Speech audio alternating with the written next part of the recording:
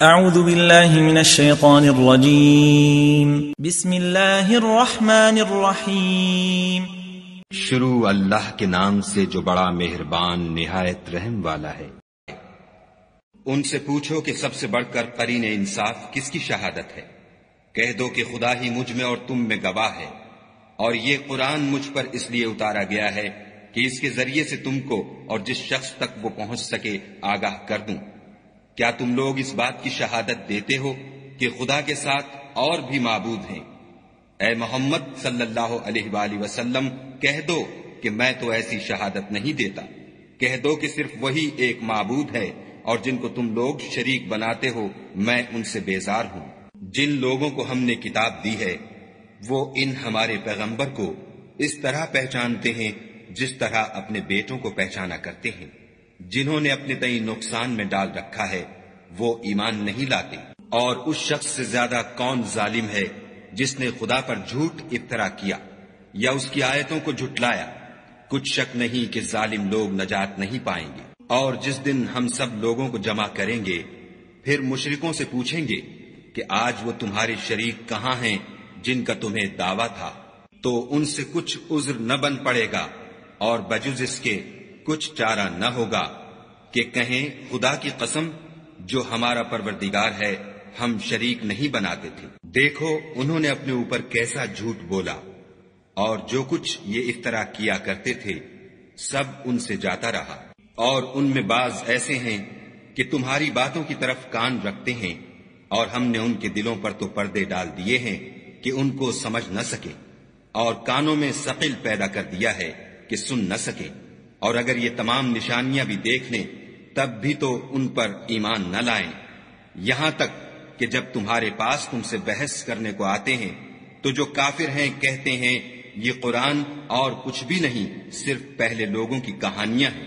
وہ اس سے اوروں کو بھی روکتے ہیں اور خود بھی پرے رہتے ہیں، مگر ان باتوں سے اپنے آپ ہی کو ہلاک کرتے ہیں اور اس سے بے خبر ہیں۔ کاش تم ان کو اس وقت دیکھو جب یہ دوزخ کے کنارے کھڑے کیے جائیں گے اور کہیں گے کہ اے کاش ہم پھر دنیا میں لوٹا دیے جائیں تاکہ اپنے پروردگار کی آیتوں کی تکذیب نہ کریں اور مومن ہو جائیں۔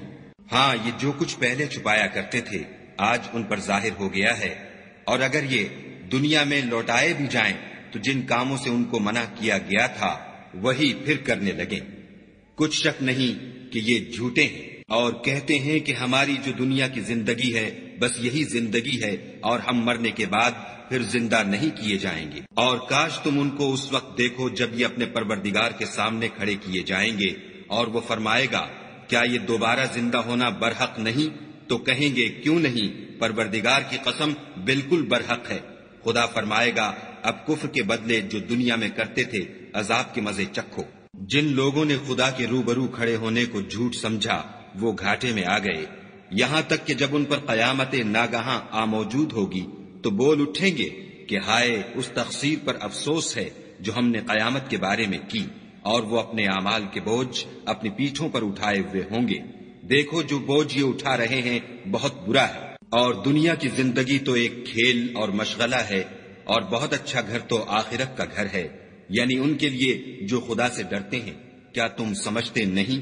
ہم کو معلوم ہے کہ ان کافروں کی باتیں تمہیں رنج پہنچاتی ہیں، مگر یہ تمہاری تکذیب نہیں کرتے بلکہ ظالم خدا کی آیتوں سے انکار کرتے ہیں۔ اور تم سے پہلے بھی پیغمبر جھٹلائے جاتے رہے تو وہ تکذیب اور ایذا پر صبر کرتے رہے، یہاں تک کہ ان کے پاس ہماری مدد پہنچتی رہی، اور خدا کی باتوں کو کوئی بھی بدلنے والا نہیں۔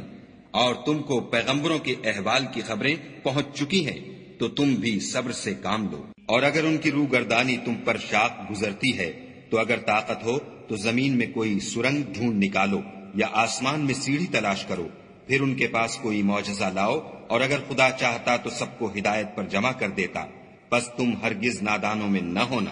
بات یہ ہے کہ حق کو قبول وہی کرتے ہیں جو سنتے بھی ہیں، اور مردوں کو تو خدا قیامت ہی کو اٹھائے گا، پھر اسی کی طرف لوٹ کر جائیں گے۔